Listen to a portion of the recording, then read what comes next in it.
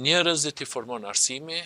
kujdeset për ta shëndetësia, rendje ligjet të tjera, por duhet rreth njeriut të formohen politikat në Kosovë, tash nuk është ashtu. Shumica e popullatës Kosovë ndikohen ose preken në mënyra të ndryshme nga arsimi parauniversitar për shkak të familjeve, nxënësve, mësimdhënësve, atyre organizatave që bojnë shërbime që shërbejnë me mënyra qoftë me libra, qoftë me tekste, qoftë me pajisje mësimore, qoftë me ushqime për rreth shkollave të tjera, qoftë me ndërtim të shkollave, do të thotë pjesa e madhe e popullsisë preket nga arsimi në mënyra të ndryshme. Pse arsimi s'është prioritet, konsideroj që problemi është me politikajt, të cilët nuk e kanë prioritet arsimin.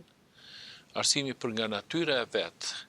nuk të sjell rezultatet përnjëhershme, për me pa rezultatet në arsim kërkohet kohë më e gjatë, dhe politikanëve kjo nuk ju konvenon, sepse atyre ju duhen për shembull tash në kohën e votimeve i duhej për arsime u lidh duhej me i dhanë disa mijëra euro ose qindra euro për studentët e të tjera në mënyrë që arsimi të sjell dobi për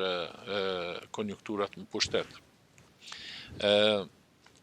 Arsimin e shikojmë veç kur ka rezultatet e PISA-s, e shohim kur kemi maturat, e shohim kur ka ndonjë kopjem keqpërdorim, ndonjë incident, ndonjë rrahje nëpër shkolla, por nuk është në fokusin ton të përhershëm. A do duhej tash të ishte arsimi në fokus? Unë mendoj se arsimi do duhej të ishte në fokus të gjithëve, e në radhë të parë të politikanëve, sepse ata janë të zgjedhur që të trajtojnë problemet kryesore, çështjet kryesore që interesojnë popullatën e Kosovës, dhe post tjerash, dhe argumenti kryesor është sepse Kosova nuk ka tjetër post njerëzve. Ne nuk kemi as naftë, nuk kemi as burime energjetike, nuk kemi as det, nuk kemi ndonjë vend me një rëndësi të madhe strategjike mes dy botnave, me gjeografi, dhe nuk kemi ndonjë lumë të madhe i cili kalon te ne. Ne kemi njerëzit i formon arsimi,